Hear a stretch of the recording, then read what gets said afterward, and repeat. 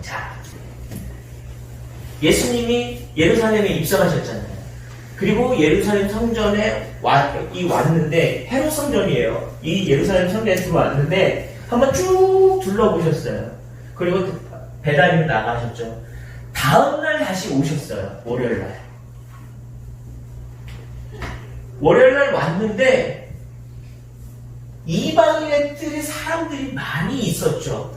이방인의 뜰은 원래 외지 사람들이 많이 있어요. 왜냐하면 이방인의 뜰이니까. 입구가 여기에도 있었지만 이쪽 서문도 있었고 북문도 있었어요. 예루살렘이 엄청 컸지만 예루살렘 소도시 크기인 이 성전이에요. 이 담벼락에 사람들이 여기를 통해서 이렇게 나가기도 했고 이렇게 나가기도 했단 말이에요. 사람들이. 그래서 이 이방인의 뜰에는 굉장히 많은 외지 사람들이 다녔었어요. 그리고 이 미문 안에도 여기 여자의 뜰에도 남자, 여자, 유대인들은 다 들어갈 수 있다는 의미잖아요. 이스라엘 사람들은 누구나 다 들어갈 수 있는 공간이었어요. 그런데 예수님 보기에 너무 황당한 이방인의 뜰에도 장사하는 사람들이 많이 있었다. 심지어는 미문 안에서도 이 자리에서도 장사하는 사람들이 있었어요. 누가 있었나요?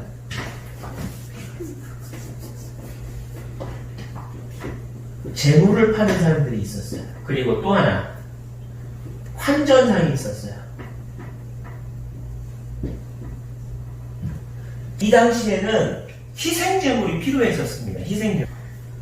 내 죄를 대속해서 죽어서 번제물로 드리는 희생제물이 있었는데 사람들이 희생제물을 들고 왔단 말이죠. 근데 들고 왔는데 이 제사장이 이 제물이 괜찮다 안 괜찮다를 검열하는 자격이 있었어요. 그런데 제사장이 사람들이 갖고 온 모든 제물은 아무리 고급 제물이라 해도 다 흠이 있다라고 결정을 하는 거예요.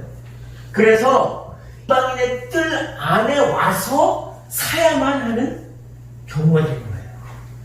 그래서 재물을 집에서부터 갖고 갈 필요도 없었고 어쩔 수 없이 다 거기 가면 다 검열에 틀어질 테니까 여기 이방인의 뜰에 와서 사야 되겠다 하고 그냥 오는 거예요. 사람들이. 그래서 이방인의 뜰에서 재물을 사기 시작했어요. 어떻게 보면 편리할 수도 있어요. 무거운 소를 끌고 오지 않아도 되니까. 말 안 듣는 염소를 끌고 올 필요도 없으니까. 비둘기를 들고 올 필요도 없으니까 편리해요.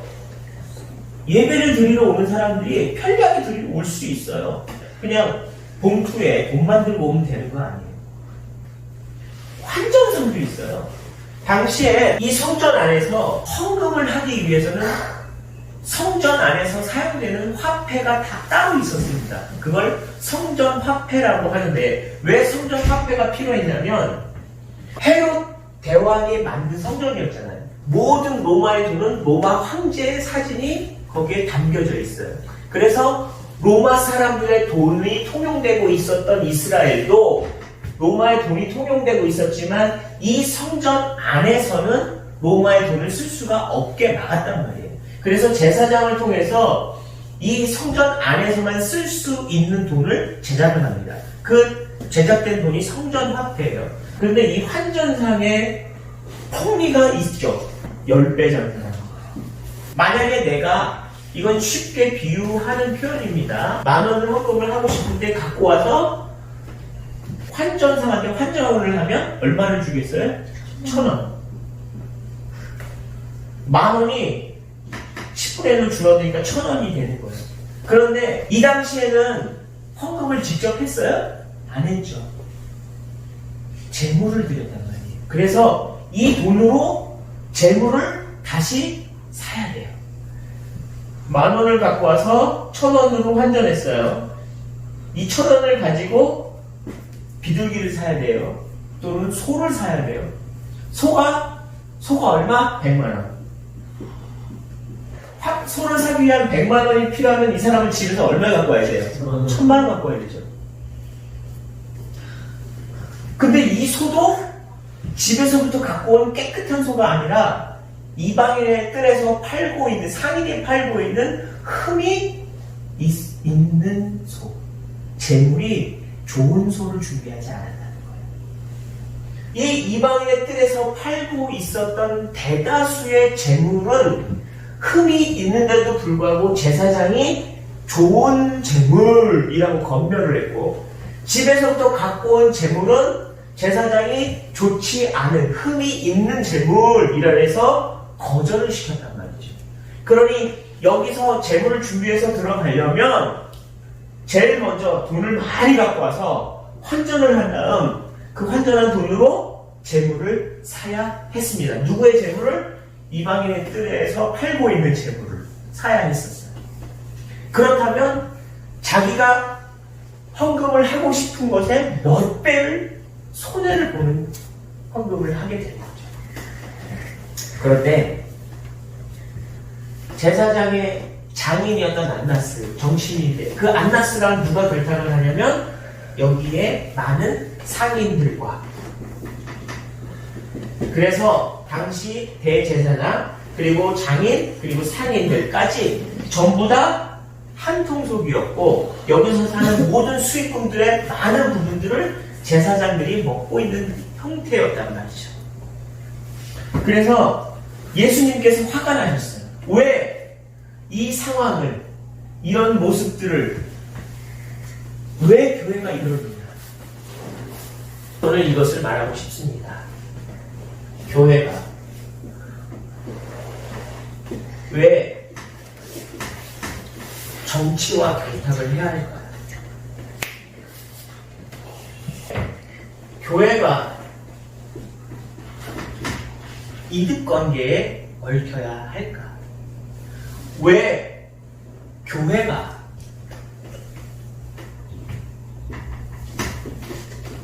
계급과 결탁을 해야 할까? 왜 교회가 기도하지 못하고 있습니까? 예수님은 이 현실을 보고 엄청 놀라셨어요. 파는 사람들을 예수님이 몰아냅니다. 당시에 이 엄청난 폭리를 보며 유대인들은 화가 났었을 거예요. 그래서 여러 번 폭동을 일으키기도 했었을 거예요. 많은 폭동을 일으켰어도 이 상인들을 밀어낼 수도 처단할 수도 없었어요. 그리고 그 상인들의 뒤를 봐주고 있던 제사장이 있었기 때문에, 정치인도 있었기 때문에 이 장사꾼들을 밀어낼 수가 없었단 말이죠. 이 엄청난 일을 판매하는 사람들이 강력했기 때문에 여기에 족보 깡패들도 있었어요. 그런데도 불구하고 이 상황 속에서 이 파는 사람들의 상을 둘러 엎으신 분이 바로 예수님이에요.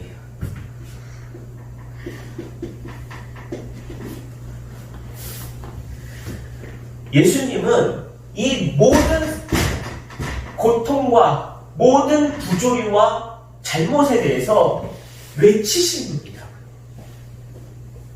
잘못된 거에 대해서는 우리는 말하지 않아요. 부조리에 대해서 너무 우리는 함구하고 있단 말이에요. 그런데 예수님은 일어나셨어요. 폭동을 일으키신 거예요. 채찍을 휘둘렀다라고도 하십니다. 왜 그러셨을까요? 예수님이 이 성전 안에서 온갖 장사를 하고 있는 상인들을 때리고 채찍질하고 몰아내셔요. 이것을 우리가 성전 정화 사건이라고도 말하고는 있지만, 저는 이 예수님이 엄청나게 마음의 상처를 받았을 것이다 라는 생각을 해봅니다. 여러분, 돌아서 보면 우리도 정치인과 결탁하고 이득을 얻기 위해서 계급을 추구했던 적이 얼마나 많았는지를 생각해 보고자 합니다. 우리는 이와 다르게 행동했을까요? 예수님이 오늘 우리에게 말씀하신 것은 만민이 기도하는 집이다. 교회는 도대체 어떤 곳이어야 합니까? 교회는 하나님과 사람이 만나야 하는 장소입니다. 믿으십니까? 하나님이 당신의 백성을 만나서 축복하고 위로해 주어야 하는 공간입니다. 믿으십니까? 그게 교회입니다. 그렇게 교회인 것을 선포하기 위해서 하나님의 사랑이다라고 외치는 것이 찬양이며, 그렇게 하나님의 사랑이다라고 고백 드리는 것이 바로 기도입니다. 그런데 기도하지 않고 계급과 이득과 정치에 결탁한 모습은 절대 교회가 아닙니다. 성전 안에서 일어나는 많은 일들이 잘못됐다면 불러 엎으신 것, 그것이 예수님의 행동이에요. 우리가 그동안 족복들한테 맞을까봐 두려워서 둘러 엎지 않았던가요? 우리는 힘이 없어서 아무것도 하지 않았던가요? No. 예수님은 본인 혼자서 성전을 둘러 엎으셨어요. 그리고 예수님은 이 성전은 부서질 것이다. 그리고 내가 사흘 안에 이 성전을 다시 세우겠다라고 말씀하세요. 나중 일이지만 이 성전도 유대인의 열심당원들이 모이는 집결 장소가 되어짐으로 인해서 결국 로마 장군인 디도 장군에 의해서 완벽하게 파괴가 돼요. 그리고 심지어는 이 모든 울타리의 벽돌 하나하나마다 다 금박을 입혔다고 하는데, 이 모든 금박들을 다 하나하나 벗겨서 이 성전을 다 부셔버렸다고 기록이 되어 있어요. 이 성전에 벽돌 한 장도 남아있지 않다라고 합니다. 예수님이 말씀하신 부서질 것이다, 그리고 사흘 안에 다시 세워질 것이다 라는 이 말씀은 교회는 건물이 아니라 사흘 안에 주님이 부활하셔서 다시 일어나신 것처럼 교회는 우리가 기도하고 주님을 만나고 주님과 연합한 자들의 모습이 바로 교회입니다. 그래서 정치와 이득과 계급에 결탁하지 않고 세상을 향해 기도할 수 있고, 세상을 품고 세상을 위해서 기도해 줄 수 있는 곳, 그게 바로 교회예요. 그래서 여러분, 공간에서의 교회가 아니라 여러분이 있는 자리에서의 교회가 되시길 축복합니다.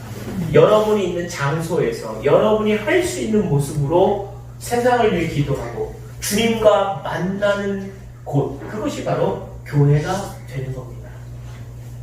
여러분이 드리는 찬송, 여러분이 드리는 기도가 주님께 올려지는 기도와 찬송이 되시기를 축복합니다. 기도하겠습니다. 참 좋으신 하나님 아버지, 감사합니다. 주님께서 주신 말씀을 통해, 주님이 주신 은혜를 통해서 주님 앞에 나아가기를 소망합니다. 때로는 연약한 우리들이지만 성전 안에서 예배하지 않았던 사람들, 성전 안에서 계급을 얻기를 원했던 사람들, 성전 안에서 정치력을 동원하려 했던 사람들을 보면서 이제 우리는 순수하게 주님을 찬양하는 교회로서의 성도가 되기를 원합니다. 주님을 찬양하고 주님께 기도하고 오직 기쁨으로 주님을 만나는 그런 교회가 되는 그런 성도가 될 수 있도록 인도하여 주옵소서. 예수님 이름으로 감사하며 기도드렸습니다. 아멘.